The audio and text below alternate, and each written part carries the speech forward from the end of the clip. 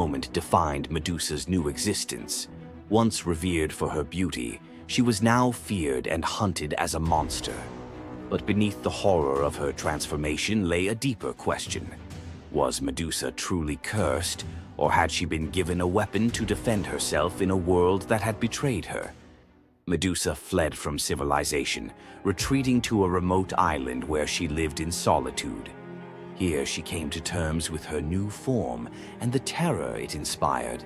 The snakes in her hair hissed constantly, and her reflection, once a source of pride, was now a weapon she couldn't dare to look at. But the world wouldn't let her rest. Tales of the monster of the island spread across Greece, and soon warriors came seeking glory by trying to slay her. None succeeded. Each challenger who entered her domain fell victim to her petrifying gaze, their bodies forever frozen in stone. Medusa's life became one of survival, fending off those who sought to destroy her while grappling with the isolation of her curse. She was trapped in a cycle of violence she didn't choose, but couldn't escape. As the years passed, Medusa's story became twisted. In the eyes of mortals, she was no longer the victim of a cruel curse, but a monster to be feared. The tragic young woman was lost to legend, replaced by the image of a terrifying villain.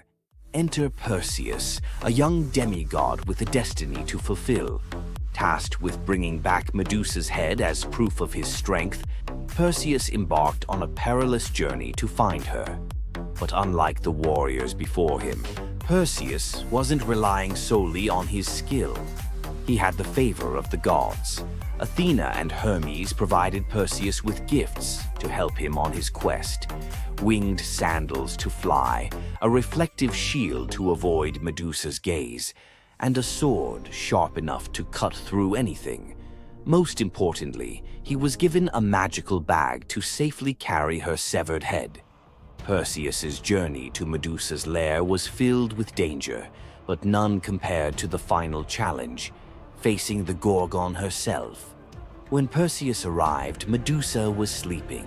For the first time in years, she looked peaceful, an almost human reminder of who she once was. But Perseus couldn't afford to hesitate. Using the reflective shield as a mirror, he avoided her petrifying gaze and struck with precision, severing her head in one swift motion. The blood that spilled from Medusa's neck gave birth to two incredible beings, Pegasus, the winged horse, and Chryser, a golden giant. Even in death, Medusa's body produced miracles, a testament to the power she had carried within her. Perseus carried Medusa's severed head back to Greece, where it became both a trophy and a weapon. Her gaze retained its power, turning enemies into stone, and Perseus used it to defeat his foes and protect his people. But Medusa's story didn't end with her death. Over time, her image transformed from that of a monster to a symbol of strength and defiance. Women, especially, began to reclaim her story, seeing her as a figure who resisted the gods and survived unimaginable betrayal. Today, Medusa is more than a mythological figure. She's an icon. Her face appears in art, literature, and even modern movements that challenge systems of power and oppression. But the question remains, was Medusa truly a monster, or was she a victim of a world that feared her power? Medusa's story is a reminder that myths are more than just tales of gods and heroes. They're reflections of human nature, of the injustices and triumphs we still see today. So, what do you think? Was Medusa a villain, or was she a misunderstood symbol of resilience? Leave your thoughts in the comments. Give this video a like if you found her story as fascinating as we did. And don't forget to subscribe to the channel for more deep dives into the myths and legends that continue to shape our world. Until next time, keep questioning, keep exploring, and keep looking beyond the surface. Imagine being one of the greatest hunters in the world, known for your unmatched speed and skill. But despite all your abilities, your destiny is determined by a simple golden apple. Let me tell you the tragic tale of Atalanta, the huntress who couldn't escape her fate. Atalanta was abandoned at birth by her father, Zeus, who didn't want a daughter. Left to die in the wilderness, she was raised by a she-bear, learning to hunt and survive. As she grew, Atalanta became a legendary warrior, her skills in hunting unmatched. But no matter how great she became, she could never escape one thing: her prophecy. A prophecy foretold that Atalanta would only marry a man who could outrun her in a race. As the years went by, many suitors came, eager to win her hand. But Atalanta, fiercely independent, defeated them all. Her speed was unbeatable, and no man could match her skill. Then came Medea, a brave hero who had heard of Atalanta's strength and beauty. Unlike the others, he didn't boast about his abilities. Instead, he came prepared with a plan. Medea, knowing Atalanta's curse, asked the goddess Aphrodite for help. She granted him 3 golden apples, which he used to distract Atalanta during their race. As Atalanta raced ahead, confident of her victory, Medea tossed the apples one by one in her path. The golden apples were so beautiful, they distracted Atalanta just enough to slow her down. In the end, Medea won the race, and Atalanta was forced to marry him, despite her reluctance to give up her independence. But the story doesn't end in happiness. Atalanta and Medea's marriage was plagued with regret. Atalanta, still driven by her need for freedom, felt trapped by the very love she couldn't escape. And in the end, Medea, whose destiny was also marked by the gods, tragically died before she could ever truly be free. Atalanta's story is a tale of love, fate, and the clash between personal destiny and desire. Despite her unmatched strength and independence, her fate was sealed by love, and her story remains a tragic reminder of how even the most powerful can be brought down by what they cannot control. If Atalanta's bittersweet story of fate and love left you in awe, subscribe for more untold Greek myths and the heroes who shaped the ancient world. Hor, the thunder god, woke up to find his greatest nightmare had come true. Mjolnir, his mighty hammer that could level mountains and control lightning itself, was gone.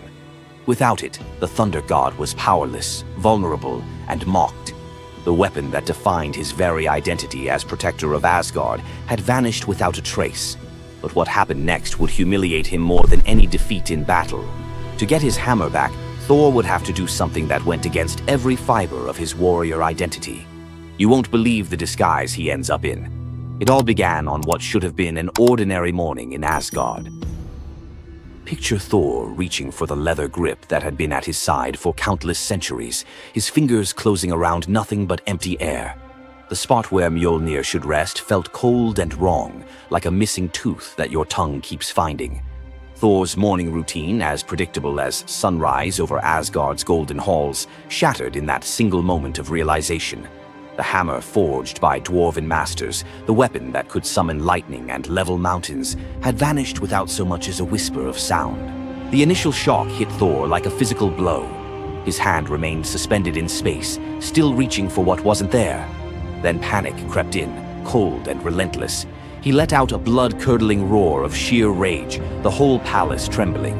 Without Mjolnir, he was powerless, vulnerable, and mocked, stripped of the weapon that made him Asgard's primary defender.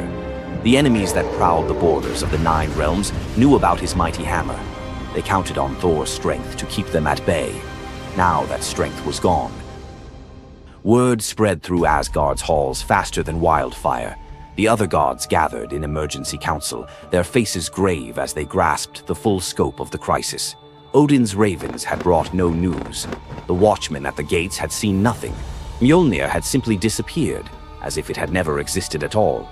The assembled gods understood what Thor's loss meant for their realm. Asgard stood vulnerable, its greatest protector reduced to a shadow of his former self. Loki stepped forward through the crowd of worried gods, his familiar, cunning smile playing at the corners of his mouth. He offered to investigate the theft using his shape-shifting abilities, volunteering to venture where other gods could not go undetected. The council accepted his proposal immediately, desperate for any lead in their search. Thor watched his brother prepare for the mission, knowing that Loki's success or failure would determine his own fate. Loki first borrowed Freya's magic feathered coat, allowing him to fly in falcon form to Jotunheim without raising alarms. Each dead end pushed Thor deeper into desperation.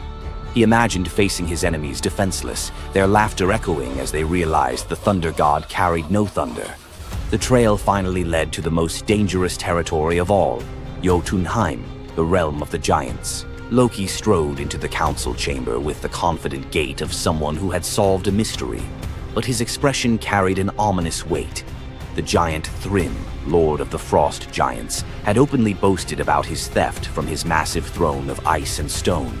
He had buried Mjolnir 8 leagues beneath the frozen earth of his realm, thrice deeper than any giant's hall, he claimed, placing it where even Thor's strength would be useless. Thrym had what he thought was a simple demand for the Norse gods. He wanted the beautiful goddess Freya as his bride in exchange for the hammer's return. The giant had fixated on her legendary beauty and grace, convinced that possessing both Mjolnir and the goddess of love would make him the most powerful being in all the 9 realms. His arrogance knew no bounds as he described his elaborate wedding plans to Loki, speaking of golden halls and feasts that would last for weeks. Thrym believed the gods had no choice but to accept his terms. When Loki spoke to the council about Thrym's demand, the council fell silent. Freya's reaction shattered the tense quiet that followed Loki's report, causing her rage to break the Brysinger necklace, its gems scattering across the floor in glittering fragments. She declared she would rather throw herself into the deepest ocean than marry the frost giant who dared make such a demand. The gods found themselves trapped in an impossible situation. They could sacrifice one of their most beloved goddesses to a giant's lust, or they could leave Thor permanently weakened and Asgard vulnerable to every enemy that prowled the borders. The council erupted in frantic debate. Some suggested launching a full assault on Jotunheim, but Thrym's fortress was impregnable and his army vast. Others proposed trickery or negotiation, but every path led to either devastating war or humiliating surrender. Heimdall, the far-seeing guardian who watched over the Rainbow Bridge, had remained silent throughout the heated discussions. When he finally spoke, his words stopped every conversation in the hall. His suggestion was so outrageous, so completely unthinkable, that even Loki's jaw dropped open in shock. The gods stared at Heimdall as if he had lost his mind, but they were out of other options. What he proposed, however, would challenge everything Thor stood for as a warrior. Heimdall's words hung in the air like a challenge to the very foundations of Norse honor. The far-seeing god had suggested that Thor disguise himself as a bride and infiltrate Thrym's wedding feast to recover Mjolnir. He spoke with calm authority, tie housewife's keys about his waist, and pin bridal jewels upon his breast. The idea was so fundamentally opposed to Norse concepts of masculine honor that Thor's initial response shook the very walls of Asgard. He declared the plan preposterous and swore he would never hear the end of it if word spread that the Thunder God had dressed as a woman. The assembled gods watched in tense silence as their mightiest protector wrestled with a challenge that could not be solved through brute force or lightning strikes. They had already considered launching a full assault on Jotunheim, but Thrym's fortress was impregnable and his army vast. No other choice remained. Thor paced the hall like a caged wolf, his massive fists clenched as he grappled with the impossible choice between his warrior's pride and his duty to protect Asgard. Every instinct in his body rebelled against the idea of abandoning his identity as a fearsome warrior to play the role of a delicate bride. Loki stepped forward with barely contained excitement, volunteering to accompany Thor as his maidservant. The trickster god's eagerness to participate in this elaborate deception revealed his true nature. While Thor struggled with the concept, Loki was already plotting the specifics of costumes, mannerisms, and the lies they would need to maintain throughout their dangerous mission. The transformation began with layers of bridal linen draped over Thor's massive frame. Servants brought forth delicate jewelry, housewife's keys that symbolized domestic authority, and a dainty hood for his head. Finally came the precious necklace of Brysinger. Each item added to the disguise felt like another blow to Thor's warrior identity. When he finally looked at his reflection, the god of thunder saw an unconvincing bride staring back at him. Thor finally accepted the plan because no alternative existed. The unlikely pair prepared to set off for enemy territory, where their deception would face its ultimate test among giants, eager to celebrate their lord's triumph. The great hall of Thrym's fortress buzzed with excitement as giants gathered to witness their lord's marriage to the most beautiful goddess in all the 9 realms. Thor sat at the high table in his bridal disguise, surrounded by massive frost giants who raised their drinking horns in celebration. The feast spread before them displayed the giants' wealth and power. Roasted oxen filled enormous platters, fresh salmon gleamed on silver dishes, and barrels of mead stood ready to fuel the night's festivities. Thor's legendary appetite struck like a thunderbolt.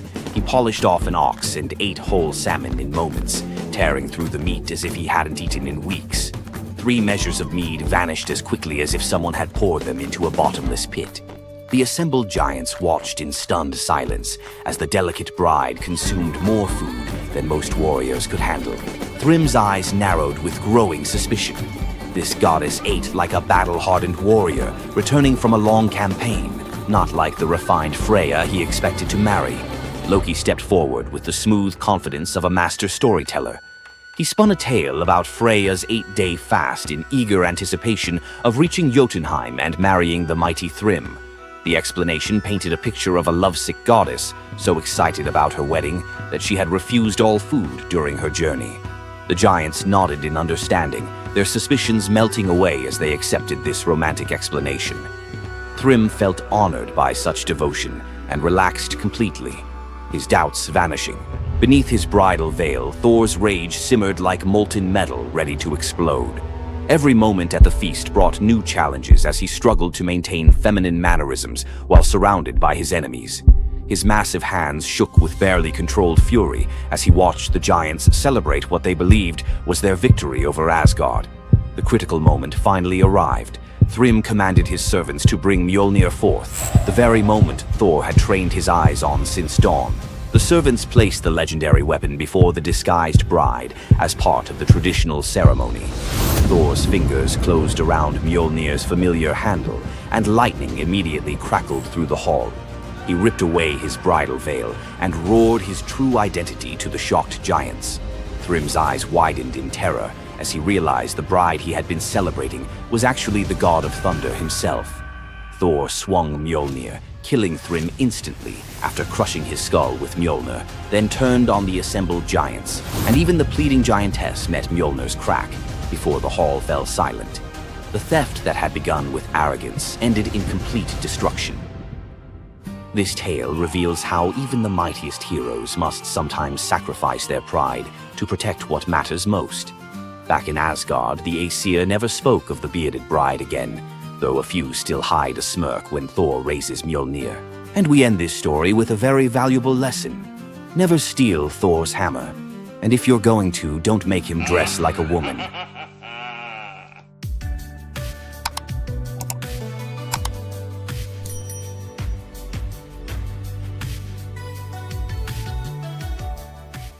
Welcome back, lore hunters. Tonight I'm unwrapping some myths that slip through the cracks of pop culture, tales so rich you could live in them for weeks. Let the veils fall. Old Phaon hauled passengers between Lesbos and Asia Minor in a skiff patched more than a beggar's coat. One dusk he carried an aged woman for free when storms canceled the rich man's coin. She touched his wrist, her skin warmed like sunrise. That crone revealed herself as Aphrodite.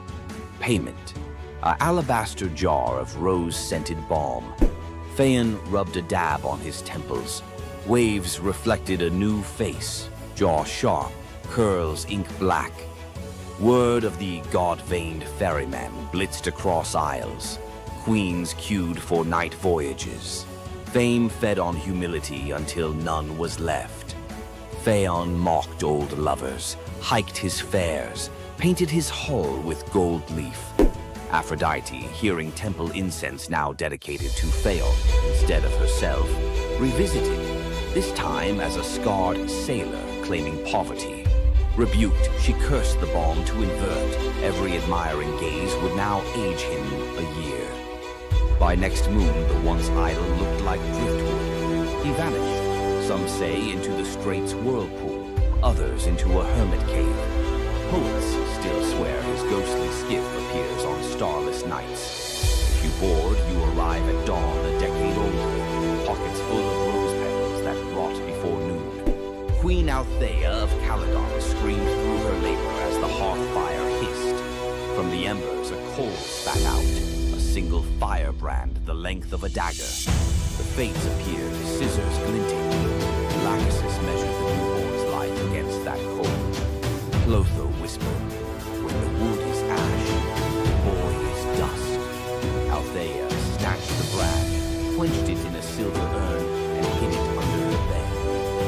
The baby, Meleager, grew into a spear god in the training yard.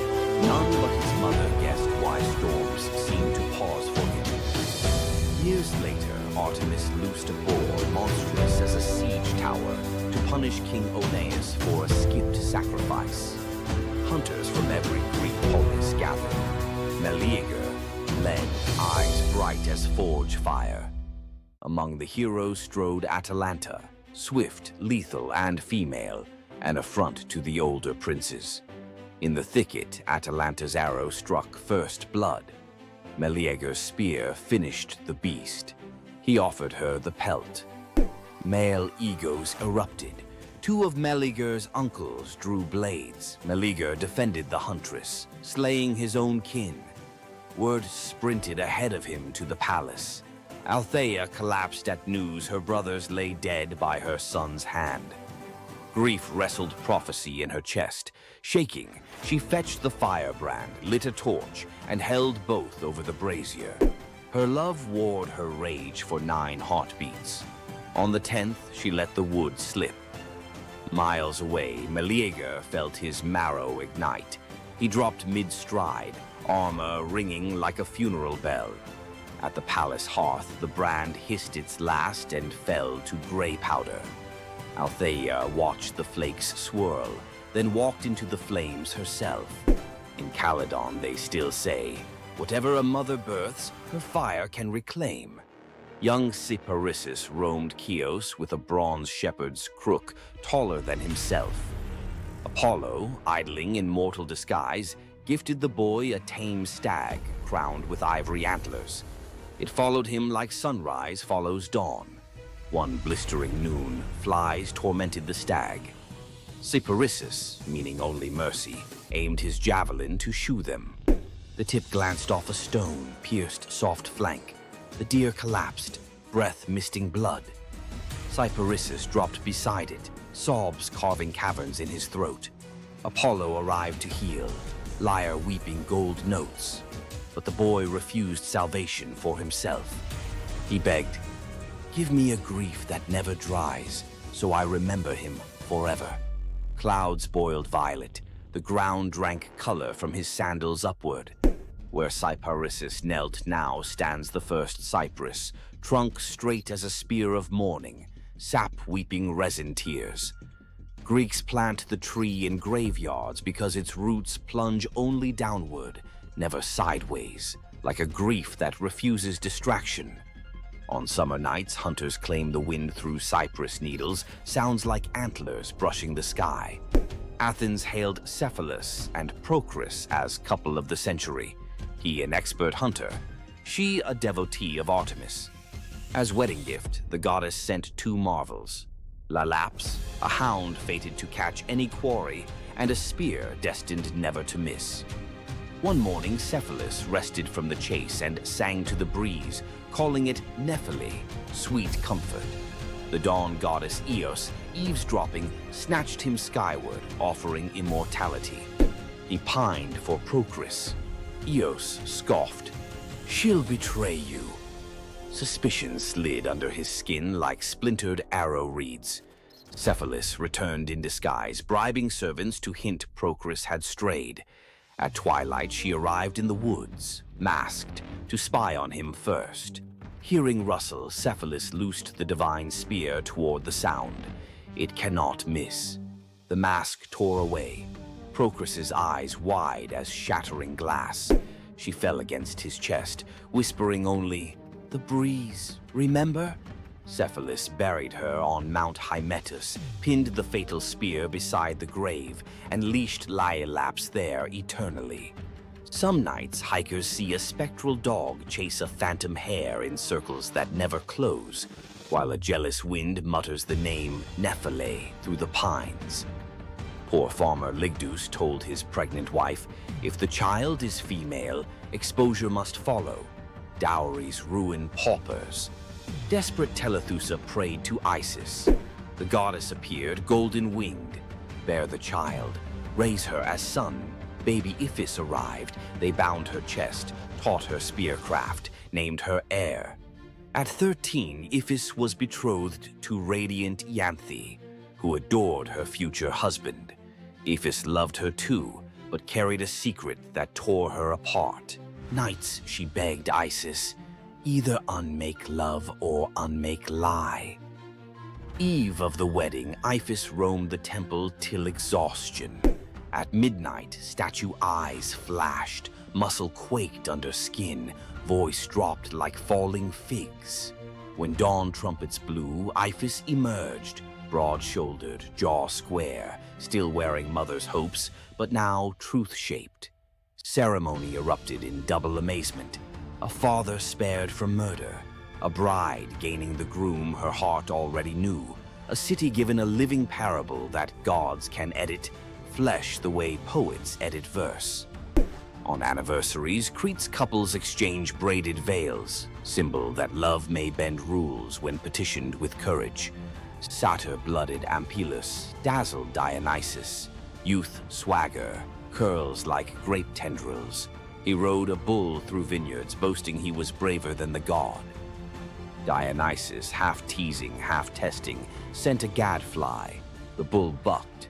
Ampelus flew, spine meeting earth with a wet crack. Thunderclouds curdled purple. Grief-stricken, the god plucked the corpse's heartbeat, planted it.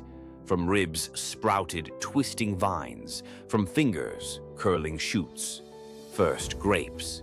He fermented their juice with tears, naming the wine Ampelosios, the taste of regret.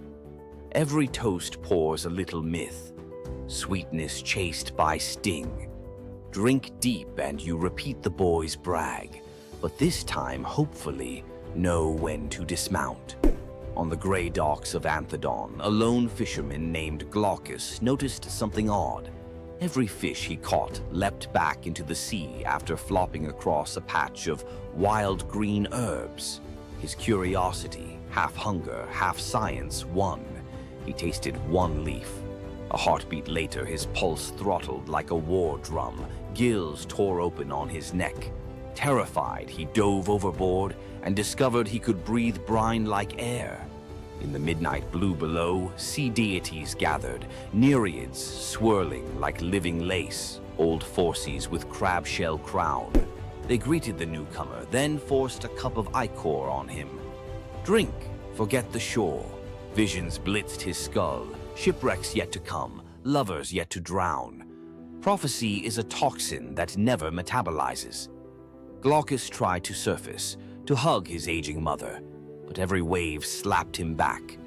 Barnacles crusted over his old rowing calluses. He practiced his new craft instead, whispering tides to sailors, trading secrets for offerings of bronze and bread that sank unreachable. Legend says if you stare into rough surf and hear your own name, it's Glaucus warning you to turn home. Ignore him, and you join his choir. Another voice lost to the deep. In Attica ruled Periphas, so just that subjects built temples to him, not Zeus.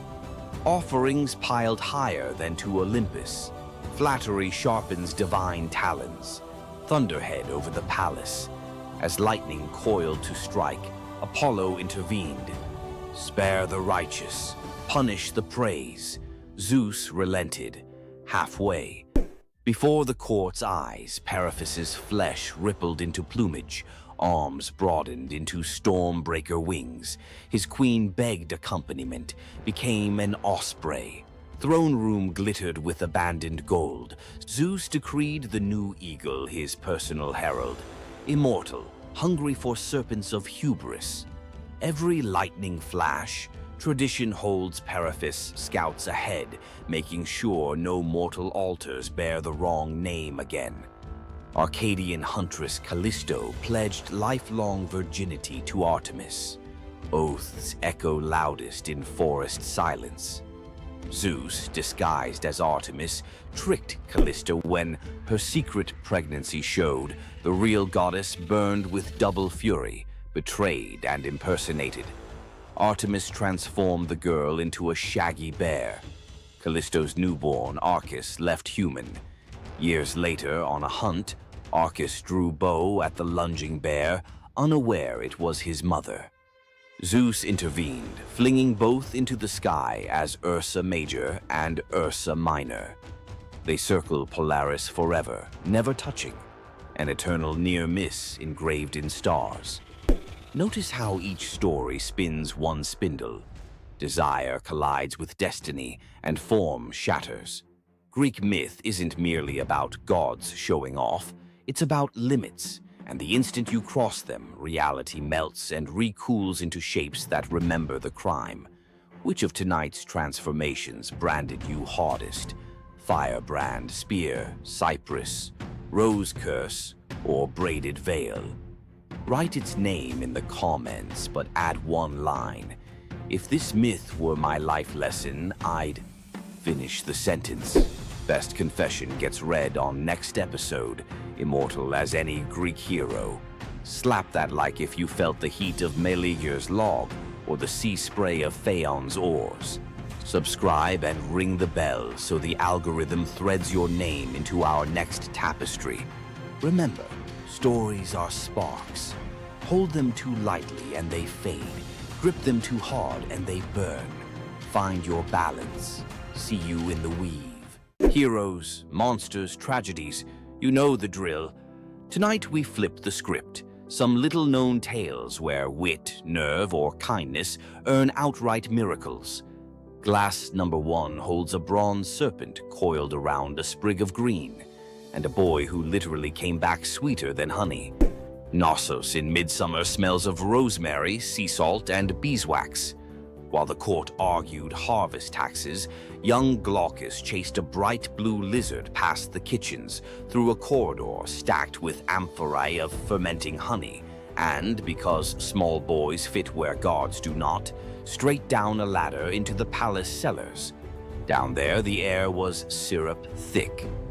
Glaucus peered into a half-open jar, hoping to see the lizard's tail. One wobble, a slip, a splash. The honey swallowed his cry, sealed itself like amber, and the cellar went still except for the slow fizz of wild yeast. When the nurse discovered an empty playroom, Minos promised royal exiles, or worse, to anyone who failed to find his heir. Search parties raked the island. An oracle finally muttered, "He is where sweetness turns to gold, and the color-changing calf is the compass." Everyone stared blankly, except one messenger who remembered a traveling seer rumored to solve riddles the way bards solve rhyme schemes. Polyidus arrived soaked in salt spray and sarcasm. Minos thrust him in front of the palace's miracle calf, white at dawn, tawny by noon, black at dusk. The king demanded an explanation, and his son before sundown. The seer stroked his beard, watched the calf cycle its living palette, and smiled. "The answer is not the hide, but the eyes," he mused. At dawn, the calf watched the white sun. At noon, bronze. At dusk, onyx night. It mirrored what it beheld. So must the prince. He is hidden where color vanishes, Polyidus concluded, and descended alone into the wine-dark storerooms. Lantern raised, he located the honey amphora, whose surface held no reflections, only silence. He cracked the seal, found Glaucus suspended in golden stillness, lips blue, limbs floating like reeds in amber. When guards hauled boy and jar to the throne room, Minos' relief curdled into fury. "Resurrect him," he ordered, "or you will keep him company." The seer and the honey coffin were locked inside a stone vault. bar grinded shut. Torches flickered out. The only light came from Honey's inner glow. Midas knelt, mind racing through every charm he knew. None could reverse 2 hours without breath. A soft hiss cut the darkness. A serpent, scales gold as harvest wheat, slipped under the door. Polydeuce, fearing venom, crushed it with a wine jug. Silence returned, briefly. A second serpent slid beside its fallen mate, circled the bottom, vanished into a crack, and re-emerged, clutching a sprig of leaves that glimmered in emerald fire. Pressed the herb to the dead serpent's mouth. In a shiver of sinew, the creature revived. The pair slithered away, leaving the leaf behind like a lesson.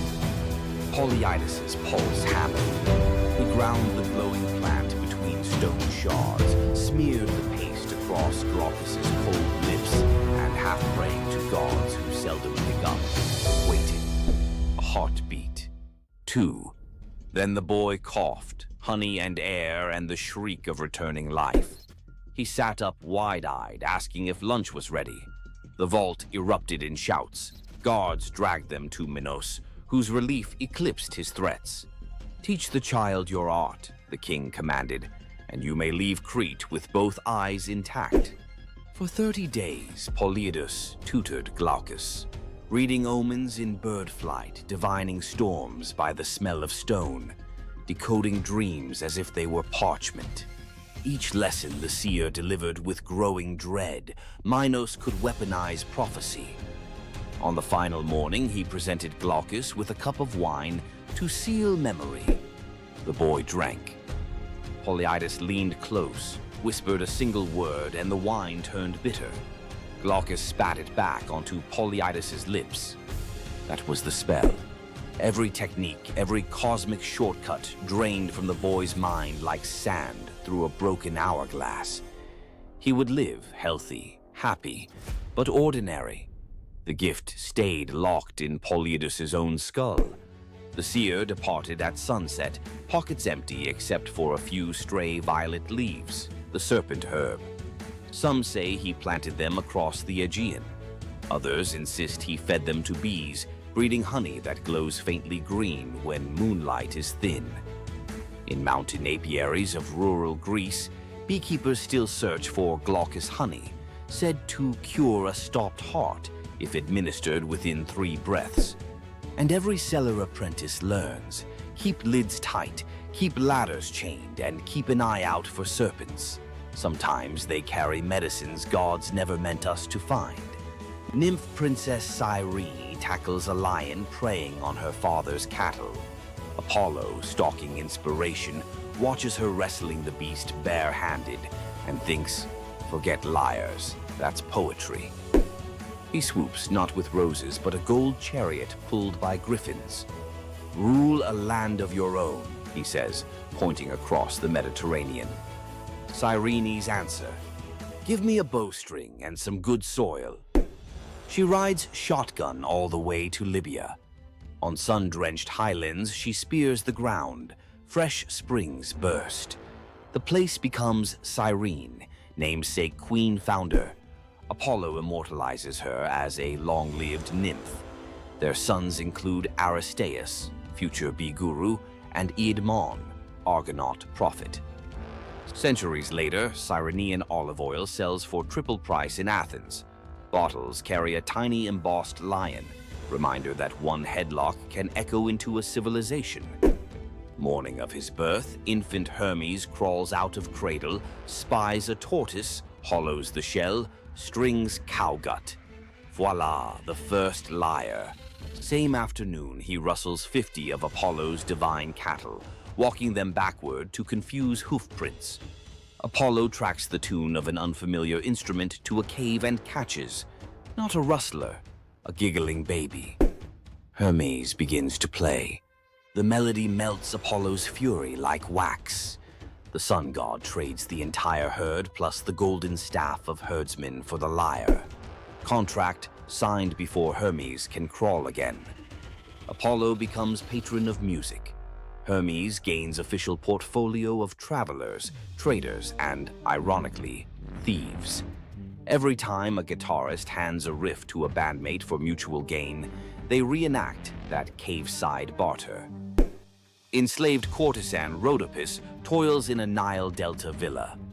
Her only treasure, a rose-hued slipper dating to her free childhood. She washes linens in the river, humming Ionian lullabies. While drying on the bank, one slipper is whisked by a sacred falcon, messenger of Horus, who drops it into Pharaoh Psamatechus's lap during court. Kings love omens. He declares he will marry the owner. Decree echoes across gnomes. Every woman must try the slipper. Noble women sulk. The shoe fits none until desert winds guide inspectors to Rhodopis scrubbing floors. The leather hugs her heel like destiny. Pharaoh weds the astonished Greek. At festivals, Rhodopis releases doves in thanks, tying our dove myth into hers, while storytellers across the Mediterranean seed the earliest Cinderella variant. Tyrrhenian pirates spy a pretty youth on an island. Clueless, it's Dionysus in vacation mode. They abduct him, plotting ransom. Helmsman Acoetes senses trouble but is overruled. Ropes fall off as ivy coils up masts. Sweet wine floods planks. Panthers materialize, purring menace. Pirates jump ship in panic. Instead of vengeance, Dionysus transforms them into dolphins so they can atone by guiding sailors. Acoetes receives priesthood and a lifetime ticket to every Bacchic festival. Mediterranean fishermen still toss libations overboard for the merry sailors, believing every dolphin escort is a pirate making cosmic amends. On a Boeotian hillside, twin princes Amphion and Zethus debate destiny. Zethus flexes farm boy muscle, shouting, "Stone walls rise by calloused hands." Amphion replies by tuning a 7-string lyre, a gift Apollo slipped into his cradle. They inherit a dream, rebuild ruined Thebes. Zethus drives oxen and hefts limestone, but progress is glacial. At sundown, Amphion plucks a chord so pure nightingales freeze mid-song. Blocks quiver, lift and float into place. Each note a crane, each chord a pulley. Workers drop their levers and just watch. The wall grows faster than dawn's shadow. Jealous masons challenge him to raise the Cyclopean gate alone. Amphion smiles, strums a rugged minor scale. Boulders lumber across the valley like obedient elephants. Zethus, not to be outdone, times hammer blows to his brother's rhythm. For one glorious hour, hard labor becomes rock ballet. When the ramparts close, citizens cheer both sinew and song. Legends claim every stronghold thereafter leaves a lyre motif somewhere in its masonry, a secret tip of the hat to the prince who taught stones to dance. Modern acoustic engineers still reference the Amphion effect when vibration solves heavy lift problems. Princess Evadne hides an affair with Apollo. During labor, a blaze of violet light floods the barn. Baby Eamus arrives enveloped in wild violets. Fearful, she places him on the riverbank, trusting fate. Weeks later, shepherds follow a bizarre sight. Honeybees moving in arrow formation. They find the infant alive, fed by nectar dripping from the flowers around him. The shepherd who lifts the child hears a voice inside his skull. "Raise me, I'll repay you in answers." At adolescence, Apollo calls Iamus to Olympia's sacred grove. The god lays out 2 golden bowls, memory and forgetting, telling him to sip both. First bowl grants recall of every secret root in earth. Second erases the fear of sharing that knowledge. Iamus founds a bloodline of oracles, famed for perfect attendance records at Delphi and Olympia. Even today, locals say a self-sown violet patch near the Alpheus River blooms out of season before big sporting events, Apollo's subtle wink that a prophecy ticket is about to drop. Young healer Melampus saves 2 baby snakes from a plow blade. Nights later, they slither onto his pillow and lick his ears with herbal-coated tongues. He bolts upright, to a cacophony that suddenly makes sense. Sparrows gossip, ants debate tunnel routes, sheep rehearse lullabies. King Proteus's daughters are struck with goat hallucinations, stampeding through Argos. Melampus eavesdrops on an oak tree, chuckling with a raven. A draught of hellebore in river foam will still their frenzy. He brews it. One sip and royal sanity snaps back. Kingdom cheers. Fee time. Melampus wants 1/3 of the realm. Proetus balks until the cattle low in perfect Greek. He's worth it. Impossible to refuse a bovine referendum. Territory ceded. For generations, Argive herders prop a wooden ear in new barns, a reminder that real leadership might start with understanding what even a beetle has to say. Priest King Aeneas hosts Dionysus and Apollo at a midsummer feast. In gratitude, the gods bless his 3 daughters, Oeno, Spermo, Elais, with hand gestures that turn objects into wine, grain, and oil. Years later, the Achaean armada, en route to Troy anchors at Delos, supplies dangerously low. Aeneas offers help. The daughters flick wrists, and the beach is suddenly a farmer's market. Agamemnon plots to kidnap the miracle caterers for a 10-year war buffet. Dionysus intervenes. With a grape leaf touch, he turns the sisters into doves. Free to fly anywhere, grain, oil, and wine are prayers waiting to be answered. Delian festivals still release 3 white doves at dawn over picnic blankets. Fishermen swear the birds guide them to shoals fat with fish. Proof generosity multiplies even after airborne retirement. If you felt the buzz of bees and the rattle in the dark, hit like, subscribe for more long-form myth dives, and ring the bell so the next chapter arrives before the honey seals shut. Loki's punishment was brutal. Bound deep within a cavern, his body lashed to 3 jagged rocks with the entrails of his own son. Above him, a serpent hung poised, venom dripping relentlessly onto his exposed skin. This scene, drawn from the poetic Edda and the prose Edda, became a symbol of both divine vengeance and suffering that echoed through Norse legend. But the gods never counted on one presence: Sigyn, Loki's faithful wife. Her hands trembled as she knelt beside him, catching each drop of poison before it could sear his flesh. Her quiet devotion became a fragile shield against the god's wrath. Why did she choose loyalty over escape? The answer reveals a truth about love that endures even when the world itself seems lost to darkness. Yet before the cavern, before the venom and the silence, there was a betrayal that shook the heart of Asgard. Balder was the light of Asgard, cherished by gods and mortals alike. His laughter filled the halls, a warmth that even the golden apples of Idun could not rival. When ominous dreams began to trouble him, his mother Frigg, desperate to protect her son, secured oaths from every creature and object in existence never to harm him. All, that is, except the mistletoe, too slight, too innocent to warrant suspicion. Loki saw opportunity in what others dismissed. He fashioned a dart from that fragile branch and sought out Hoder, Balder's blind brother. "Here," Loki murmured, placing the weapon in Hoder's uncertain grasp, "let me guide your hand." The dart struck its mark. In an instant, Balder's light was snuffed out, his presence gone from the world. The gods stood in stunned silence, their joy shattered. Loki lingered in the shadows, the faintest smile on his lips, before slipping away unseen. The prose Edda tells us the pyre burned for 9 nights. Balder's wife, Nanna, overcome with grief, cast herself onto the flames, her spirit entwined with his.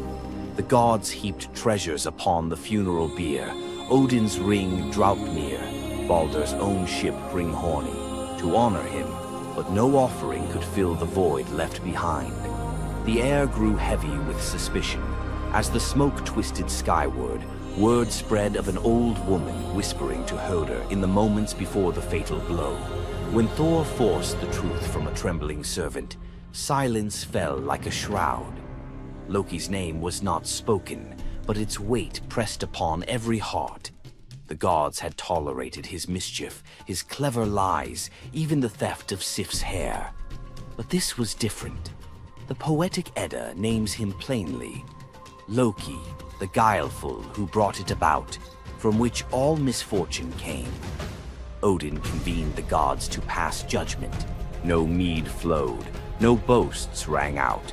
The Allfather's single eye burned cold as he named Loki Oathbreaker and Kinslayer. Weapons gleamed in restless hands. Even gentle Friar's fingers tightened around his sword. Loki understood the god's fury. He fled Asgard, his mind racing with schemes. As told in the prose Edda, he built a lodge in the mountains, doors on every side, always watching for his pursuers. Still, he could not outrun their vengeance.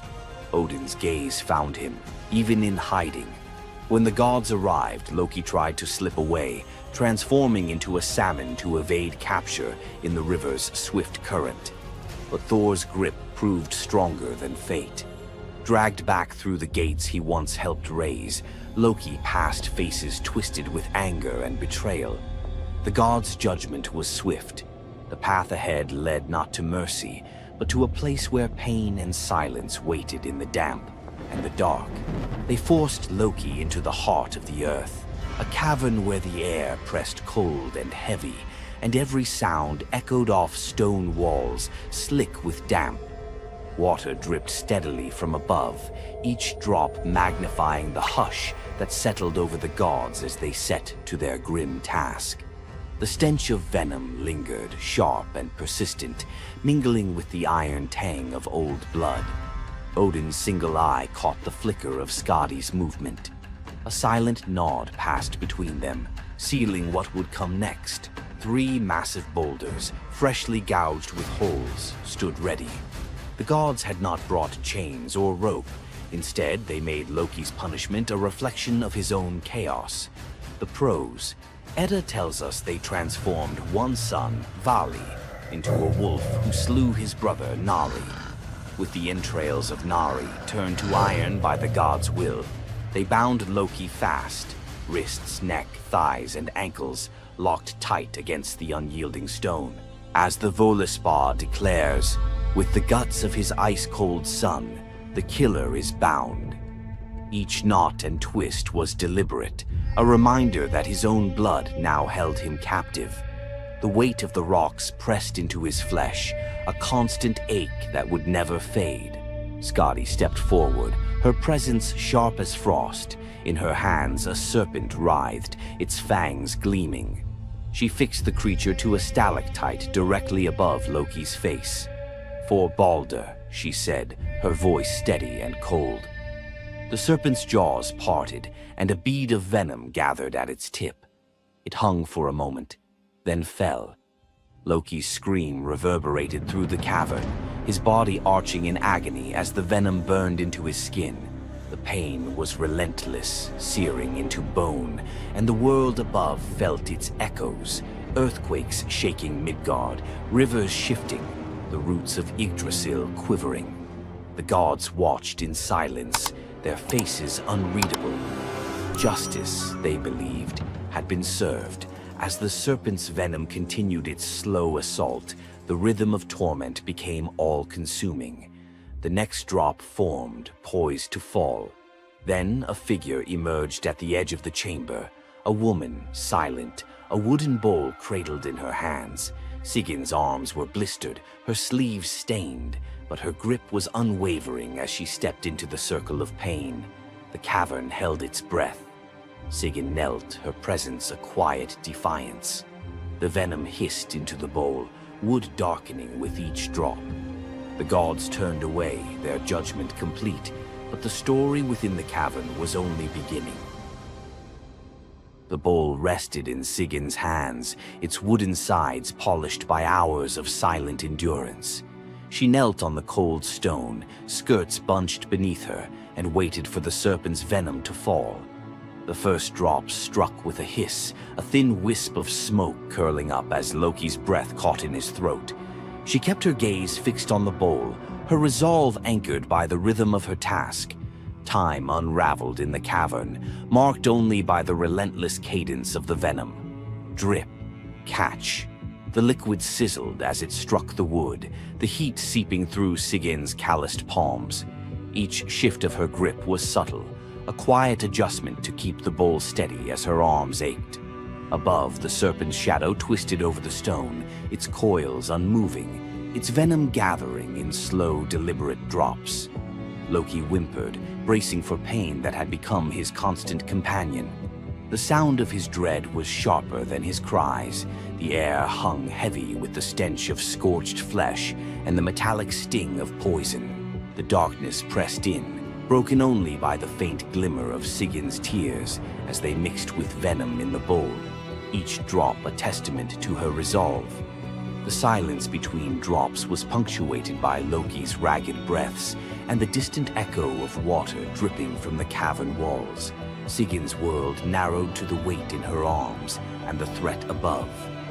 The bowl filled, the venom rising perilously close to the rim. Sigin's muscles trembled, but she did not let her grip falter. When at last the bowl brimmed, she had no choice but to turn away. In that brief moment, as she emptied the venom onto the rocks, Loki's body convulsed, his scream raw and unrestrained. The poison ate into the stone, leaving blackened scars as Sigyn hurried to wipe the bowl clean and return to her vigil. For time beyond reckoning, Sigyn remained.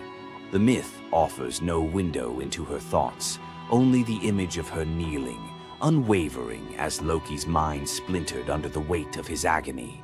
Was she remembering laughter in sunlit halls, or simply unable to imagine leaving him alone in the dark? The venom's rhythm never changed. The bowl would fill. Loki would suffer. Sigyn would endure. In the hush that followed each scream, a question lingered, one that neither gods nor mortals could answer.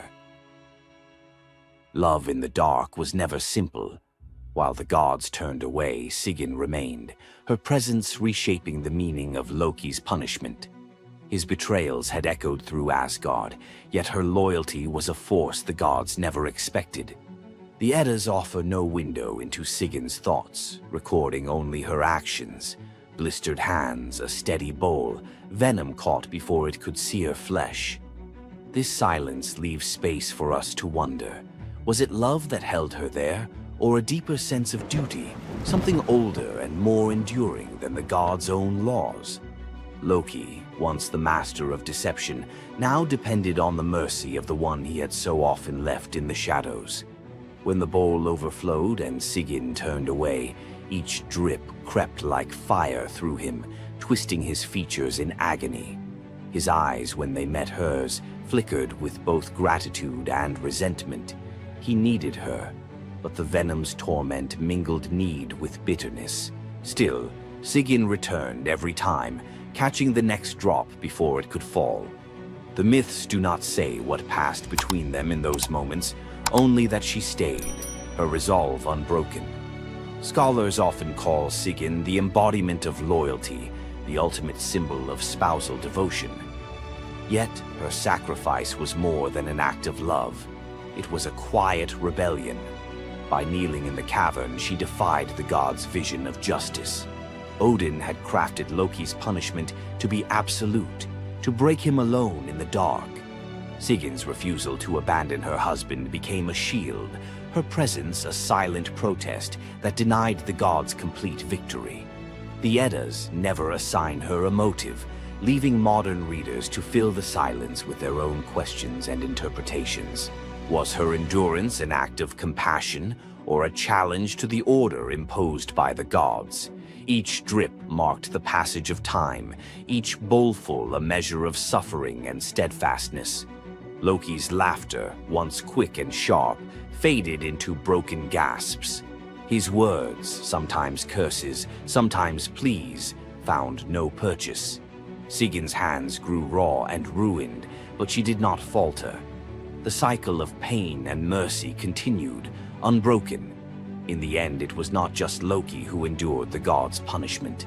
Sigyn's vigil transformed it, turning isolation into a shared ordeal. In the darkness, her silent defiance and unwavering love became part of the myth, a testament to the power of presence, even when the world has turned away. Sigyn's vigil stands as one of Norse myth's quiet marvels, a steady presence in the shadows, her strength measured not in battle, but in endurance beside the one the gods condemned. As Loki writhed beneath the venom's relentless burn, Sigyn's hands never wavered. The Eddas remember her not for words or deeds of glory, but for the silent rhythm of her care. Her story reminds us that sometimes love endures in darkness. Sigyn's vigil continues until the twilight of the gods, Ragnarok, whenever that may come. Would you have stayed? If Sigyn's silent strength moved you, let us know in the comments or share your favorite Norse hero below. You thought fairy tales were magical. Think again. The real origins of these classic tales are disturbing, gruesome, and filled with horror. Many of these stories have been sanitized for modern audiences, but their original versions were filled with betrayal, curses, and brutal consequences. From Pinocchio's horrifying fate to the true story of Bluebeard, let's dive into the darker side of fairy tales that history tried to erase. Fairy tales weren't always about happily ever after. Many of them were cautionary tales, warning of real dangers, human cruelty, and supernatural horrors. 1. The original Pinocchio, a gruesome fate. Before Disney made him a lovable puppet, Carlo Collodi's original Pinocchio was a terrifying little troublemaker. Instead of learning his lesson, he was hanged from a tree by a group of bandits, left to suffocate as a punishment for his misdeeds. 2. Bluebeard, the serial killer's tale. Bluebeard was not a misunderstood nobleman. He was a full-blown serial killer. In Charles Perrault's version, Bluebeard marries multiple women and forbids them from entering one locked room. When his latest wife disobeys, she discovers the corpses of his past wives hanging from hooks. He nearly kills her too, but she's saved at the last second by her brothers. Some believe this gruesome tale was inspired by real-life figures like Gilles de Rais, a nobleman convicted of horrific crimes. 3. The Pied Piper, a tale of mass disappearance. The Pied Piper of Hamelin was not just about a man who played music to lead away rats. He also took the children. In some versions, the town refuses to pay him for his services, so he takes revenge by luring all of their children into a cave, where they are never seen again. Historians believe this could be based on a real event, where an entire group of children from Hamelin mysteriously vanished in the Middle Ages. 4. Rumpelstiltskin, a vengeful trickster. In the original versions of Rumpelstiltskin, when the young queen guesses his name, he doesn't just leave. He flies into a rage so intense that he tears himself in half. In some versions, he stomps on the ground in fury, falling into a pit and disappearing forever. His obsession with taking the queen's child has led some to believe he wasn't just a trickster, but something far darker. 5. The Robber Bridegroom, a wedding night nightmare. This lesser-known grim tale tells the story of a young woman forced to marry a wealthy man. Suspicious of her husband-to-be, she follows him to his home, only to discover that he and his band of robbers murder and eat women. She watches in horror as they butcher a young girl, cutting her into pieces. Luckily, she escapes and exposes them, leading to their execution. 6. The Juniper Tree, a tale of cannibalism and revenge. One of the most horrifying grim fairy tales, The Juniper Tree tells of a stepmother who decapitates her stepson, cooks his body, and feeds it to his unsuspecting father. The boy's sister buries his bones under a juniper tree, and from the tree the boy returns as a vengeful spirit, transforming into a bird and dropping a millstone on his stepmother, crushing her to death. 7. The Girl Without Hands, a story of betrayal and survival. In this disturbing fairy tale, a poor man accidentally sells his daughter to the devil in exchange for wealth. When she resists the devil's temptations, her own father chops off her hands to fulfill the bargain. Eventually, she escapes, gains magical silver hands, and finds a happier fate, but not before enduring unimaginable suffering. Why were these stories so disturbing? Fairy tales weren't just for children. They were warnings, morality lessons, and sometimes outright horror stories meant to instill fear and obedience. Over time, many of them were altered, softened, or rewritten to make them more acceptable. Which of these dark fairy tales shocked you the most? Want to uncover more forgotten stories and chilling legends? Subscribe now and dive into the forgotten history of fairy tales. What would you do if you gave up everything for love, only to be betrayed by the one you trusted most? In the Greek myth of Medea, love led to ultimate revenge, and the consequences were deadly. Let's dive into this tragic tale. Medea, a sorceress of immense power, fell in love with Jason, the leader of the Argonauts, when he came to her homeland seeking help. Medea, who was deeply in love with him, used her magic to aid him in his quest for the Golden Fleece. She betrayed her own family, murdered her brother, and helped Jason achieve his goal, all out of love for him. Once Jason had the fleece, Medea fled with him to Greece, where they started a life together. But as time went on, Jason's love for Medea faded.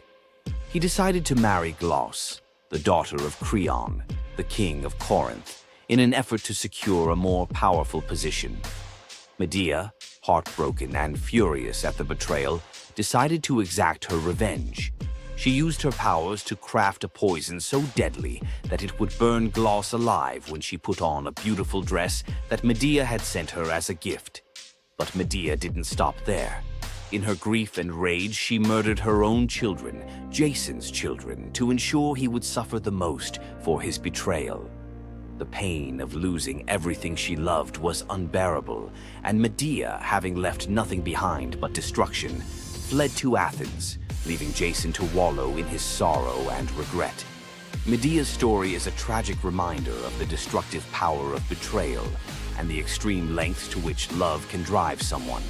Sometimes love is not only blind, but it can also lead to devastation and vengeance. Does Medea's vengeance leave you thinking about the darkest side of love? Subscribe for more ancient Greek myths filled with twists, power, and passion. Hey, myth explorers, ready to wander off the beaten mythological path? You know Zeus's thunderbolts and Hercules' labors. Fine. But what about the day the bees turned their backs on their god? Or the huntress whose sons were cursed to become flesh-hungry bears? Or a girl so clever Athena loved her, then hated her enough to shrink her to an ant? And finally, an apple that quite literally broke a young man's heart. Keep watching. Each tale swerves from wonder to horror to bittersweet awe, and the last lines of every story connect like hidden threads. Miss even 30 seconds, and you'll lose the clue that ties them all together.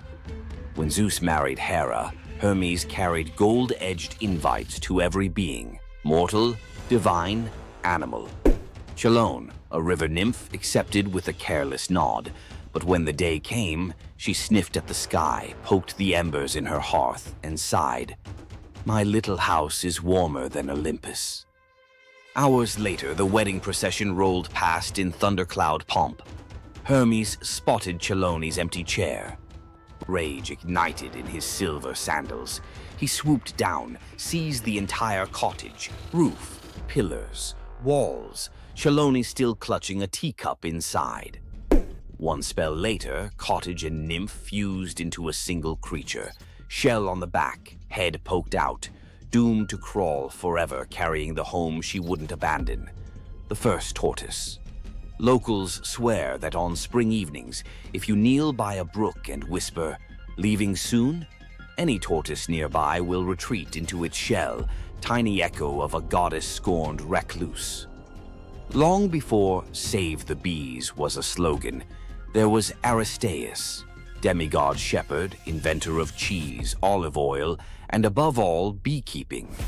People swore the hum of his hives kept sickness out of the valley.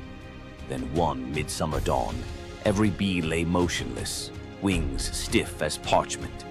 The air that once thrummed with life sat dead and silent. The villagers called it the funeral of the bees. Desperate, Aristaeus trekked through reeds to consult Proteus, the shape-shifting sea prophet. Proteus, half seal, half seer, spat seawater and hissed, "The nymphs of the meadows curse you for the part you played in Eurydice's death. Mourn in their tongue, blood, smoke, and remembrance. The penance? 4 pure bulls and 4 unblemished heifers sacrificed at a spring, their carcasses left to rot beneath the sun. An act so revolting only the gods could read its poetry." Aristaeus obeyed, mouth clamped against nausea. On the 3rd sunrise, he returned. From one bull's ribcage poured a golden cloud, brand new bees, born from death itself, swirling like incense into the sky. The message was brutal but clear. Regeneration demands sacrifice.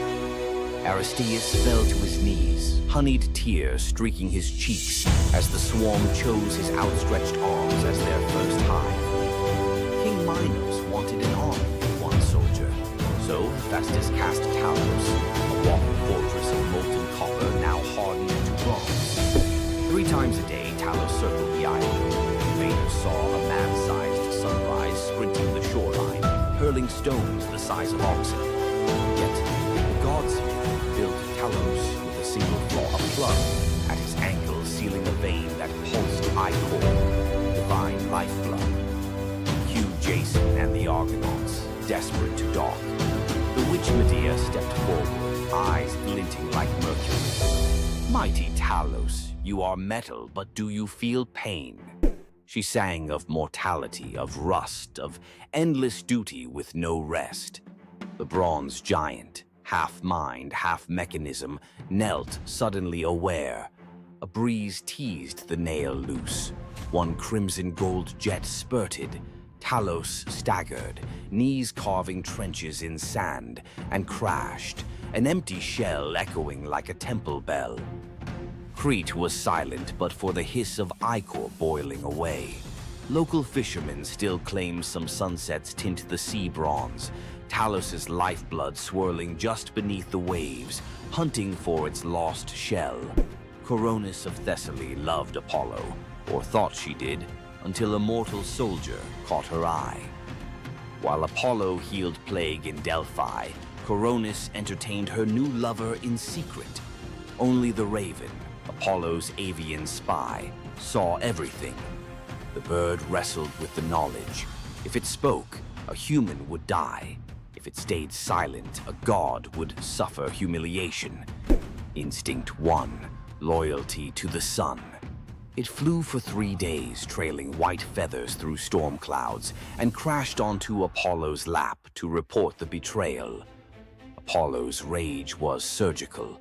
One golden arrow, one heartbeat, Coronis felled. But as her blood soaked the sheets, guilt hit harder than plague, because Coronis carried his unborn son, Asclepius.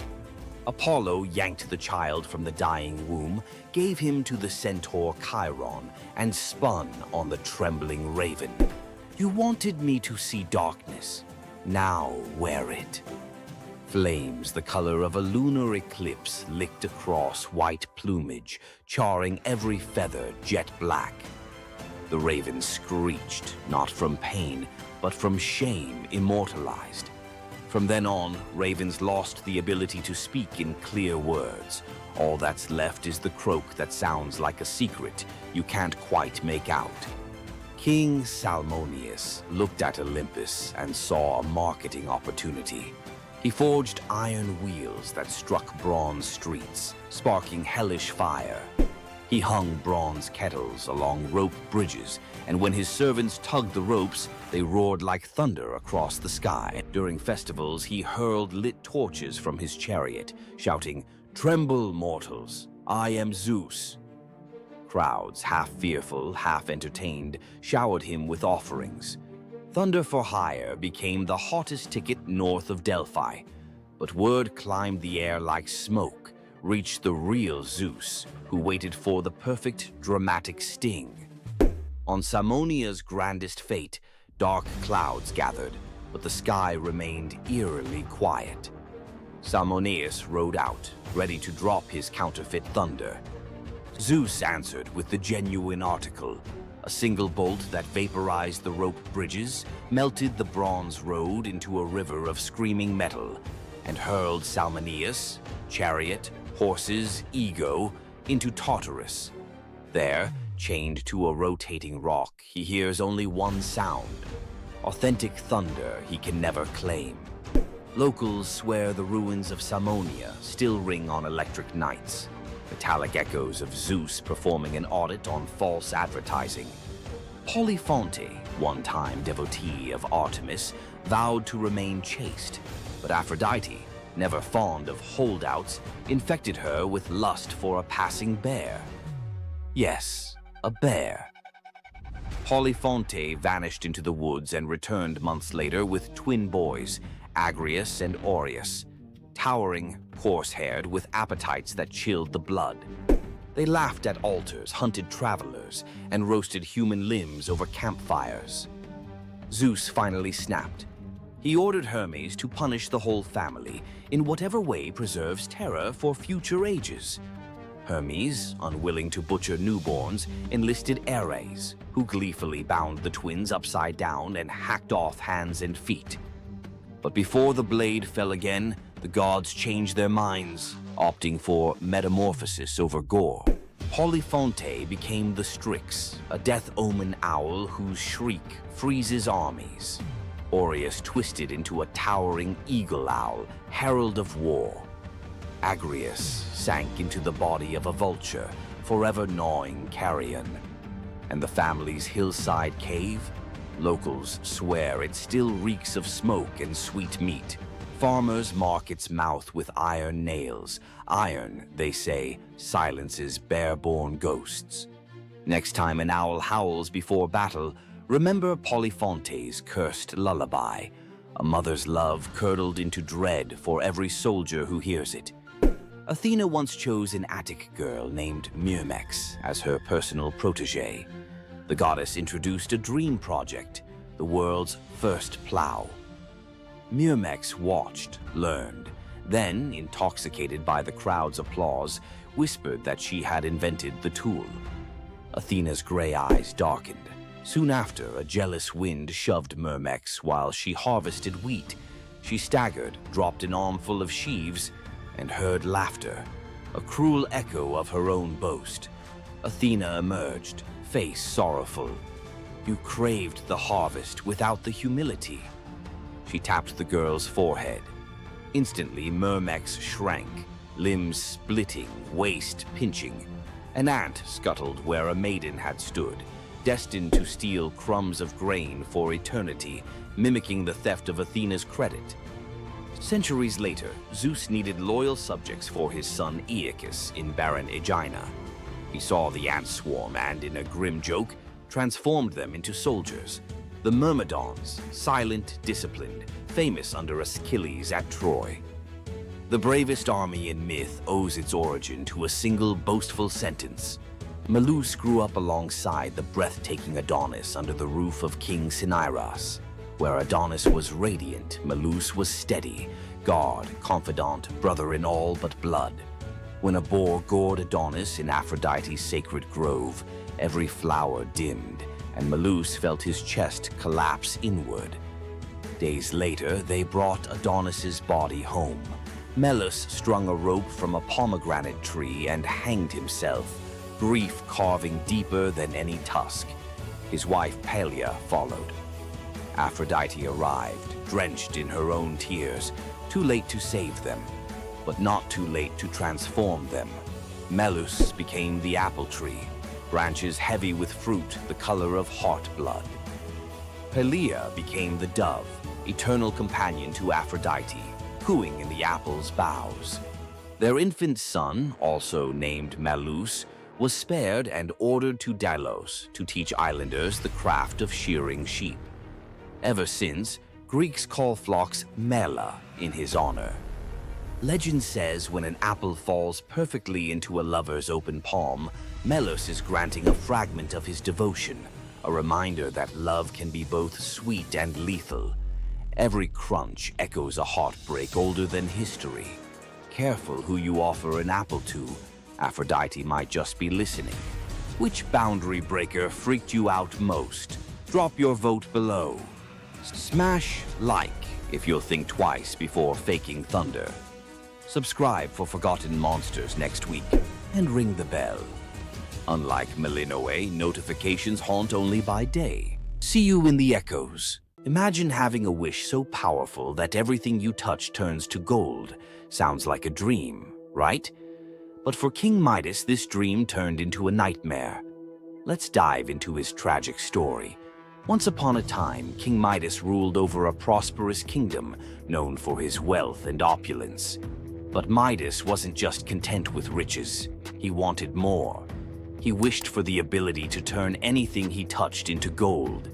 One day, the god Dionysus appeared before him and, impressed by Midas's devotion, granted him the wish. At first, Midas was overjoyed. Everything he touched, his food, his treasures, his furniture, transformed into gold. His wealth grew beyond imagination, and his joy knew no bounds. But soon, Midas realized the curse of his wish. He touched a rose, gold. He touched his food, gold. Desperate for a meal, he tried to drink water, gold. In horror, Midas realized that even his daughter, whom he loved dearly, turned into a lifeless golden statue when he touched her. Furious with the consequences of his greed, Midas begged Dionysus for mercy. The god, seeing the king's suffering, told him to wash in the river Pactolus. And in that moment, Midas's golden touch was taken away. The river's waters, now imbued with Midas's curse, carried gold downstream, forever tainting the land. King Midas's story is a reminder that greed often blinds us to the consequences of our desires. His once prized gift became his greatest curse, teaching us that not all treasures are worth the price. If King Midas's tale of power and greed left you thinking, make sure to subscribe for more epic Greek myths and their timeless lessons.